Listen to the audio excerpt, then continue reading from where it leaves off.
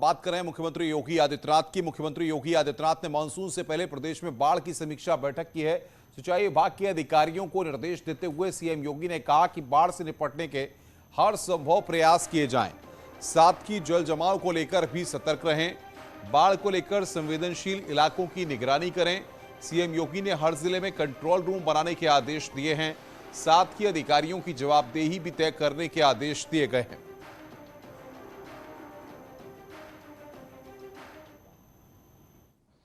नाला नालियों की सफाई, ड्रेन आदि की सफाई, उन्हें डिसिल्ट करना, जो सिल्ट निकला है उसका निस्तारण कर देना, ये सभी कार्रवाई समय से आगे बढ़ जानी चाहिए। अगर हो गया है तो अच्छी बात है, नहीं हुआ है तो इसको हम हर जनपद में करें। जिले के अंदर जिलाधिकारीगण थोड़ी भी रुचि ले लें, कोई स्थिति नहीं होनी चाहिए जल जमाव की। हर एक स्तर पर उसकी जवाबदेही तय करें और इस बात को सुनिश्चित करें कि हमें जल जमाव से भी मुक्त रखना है और बाढ़ से बचाव के लिए जो भी कार्यक्रम होने हैं, यद्यपि ये कार्य जनवरी फरवरी में शुरू हो जाने चाहिए, जनवरी फरवरी में नहीं हो पाए, अप्रैल से ही शुरू हुए हैं। अप्रैल में ये कार्य प्रारंभ हो चुके हैं और हमारा प्रयास हो कि कल 30 जून है, 30 जून तक ये कार्य पूरे हो जाएं। देखिए, मानसून अक्सर 15 जून तक उत्तर प्रदेश में आ जाता था। आज मानसून की पहली बारिश प्रदेश के अंदर कई जनपदों में हुई है और उम्मीद करते हैं कि जो स्थितियां इसके बाद पैदा होंगी, आप सभी ने अपने स्तर पर जनपद स्तर की आपदा प्रबंधन योजना को बना करके उसको प्रभावी ढंग से लागू करने की अपनी तैयारी भी कर ली होगी। कार्यक्रम कोई भी औपचारिक नहीं होना चाहिए। हर एक विभाग की कार्ययोजना कन्वर्जन के माध्यम से बेहतर समन्वय और उसको प्रभावी ढंग से लागू करने की आदत हमें डालनी पड़ेगी। जो स्थितियां इसके बाद पैदा होंगी, आप सभी ने अपने स्तर पर जनपद स्तर की आपदा प्रबंधन योजना को बना करके उसको प्रभावी ढंग से लागू करने की अपनी तैयारी भी कर ली होगी। कार्यक्रम कोई भी औपचारिक नहीं होना चाहिए। हर एक विभाग की कार्ययोजना कन्वर्जन के माध्यम से बेहतर समन्वय और उसको प्रभावी ढंग से लागू करने की आदत हमें डालनी पड़ेगी। उत्तर प्रदेश जैसे राज्य ने अपने अल्प संसाधनों के माध्यम से, कन्वर्जन के माध्यम से बड़ी से बड़ी चैलेंज को फेस किया है और उसको बेहतर मॉडल भी उसके प्रस्तुत किए हैं। हमें वही मॉडल इसमें भी प्रस्तुत करना है। उदयपुर की वारदात पर गृह मंत्रालय ने एनआईए की जांच के आदेश दे दिए हैं। गिरफ्तार हुए दोनों युवकों से अब एनआईए पूछताछ करेगी। विदेशी साजिश की आशंका की भी इस पूरे मामले में जांच एनआईए की टीम के द्वारा की जाएगी। गृह मंत्रालय ने इस पूरे मामले में एनआईए को जांच सौंपी है। अब विदेशी कनेक्शन की भी जांच इस पूरे मामले में एनआईए की टीम करेगी।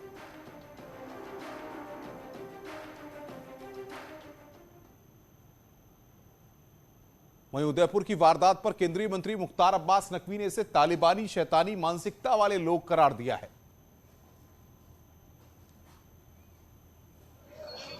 देखिए, ये तालिबानी क्रूरता और शैतानी क्राइम करने वाले लोग ना इस्लाम वाले हो सकते हैं, ना ईमान वाले हो सकते हैं, बल्कि तालिबानी शैतानी मानसिकता वाले लोग हो सकते हैं।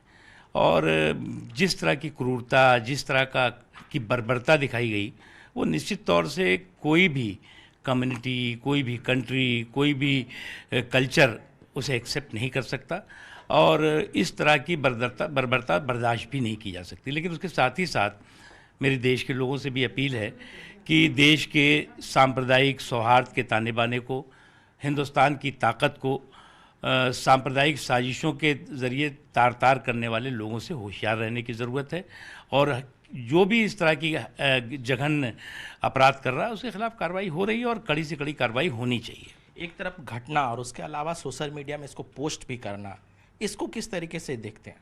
देखिए, शुद्ध रूप से ये तालिबानी क्राइम है और ये तालिबानी मानसिकता के साथ किस तरह से इंसानियत को नुकसान पहुंचाओ, इसकी कोशिश है जिसमें सफल नहीं होंगे ये लोग।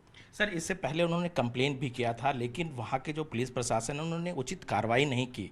आपको लगता कि कहीं ना कहीं कमी? इस समय कार्रवाई की ज़रूरत है, इस वक्त सियासत करने की ज़रूरत नहीं। उदयपुर की घटना पर केंद्रीय कृषि राज्य मंत्री कैलाश चौधरी ने कांग्रेस पर निशाना साधा। न्यूज़ 18 उत्तर प्रदेश उत्तराखंड के साथ खास बातचीत में उन्होंने कहा कि उदयपुर की घटना के पीछे कांग्रेस का हाथ होने की संभावना है। अगर गहलोत सरकार पहले ही कार्रवाई करती तो यह घटना नहीं होती। निर्मम घटना जो हुई है निश्चित रूप से दुखद है, और जिस तरह से राजस्थान की सरकार ने इसमें कोताही बरती, या जो पहले ऐसी घटनाएं हुई जिसके अंदर चाहे अलवर की घटना हो चाहे जोधपुर की घटना हो, उसमें ऐसे लोगों को जिन्होंने उस समय दंगा किया था या जिन्होंने ऐसी घटनाएं की थी, उनको खुले सांड की तरह छोड़ दिया। और उसका परिणाम आज ये पूरा देख रहे हैं, जिसकी वजह से आज राजस्थान के अंदर इस तरह से आग लगी हुई है। राजस्थान की सरकार पूर्ण रूप से फैल हो चुकी है तुष्टीकरण की नीति के लिए, और चंद वोट बैंक के खातिर ये सरकार पता नहीं कहाँ तक जाना चाहती है। क्या राजस्थान की लाशों के ऊपर इस तरह से चलेगा? कोई दंगा हो रहा है या कहीं पर आपराधिक घटनाएं हो रही है तो इसमें उनके विधायक और उनके जिस तरह से उनके कार्यकर्ता भी संलिप्त है, तो मुझे लगता है कि इतनी बड़ी घटना उदयपुर के अंदर हो गई, और इसके बावजूद कि उन्होंने पहले शिकायत की थी थाने के अंदर, और थाने में शिकायत होने के बावजूद भी उनको कोई सुरक्षा नहीं देना, और यहाँ तक कि ये इसके पीछे कारण है तो सिर्फ सरकार नहीं, इनके पीछे बड़ी ताकतें हैं जिनको जो पीछे अशोक जी गहलोत क्या उन ताकतों तक पहुँचने का प्रयास करेंगे। मॉनसून की शुरुआत से पहले उत्तर प्रदेश के कई जिलों में तेज बारिश देखने को मिली है। गुरुवार में तेज बारिश हुई, जिसकी वजह से शहर के कुछ इलाकों में जलभराव की स्थिति पैदा हो गई है। वहीं बारिश से जहां एक तरफ लोगों को गर्मी से राहत मिली है, दूसरी तरफ जलभराव की समस्या से परेशानी भी उठानी पड़ रही है। वहीं इसके अलावा भदोई में बारिश के बाद लोगों ने राहत महसूस की है। साथ ही कानपुर में भी झमाझम बारिश की तस्वीरें सामने आई हैं।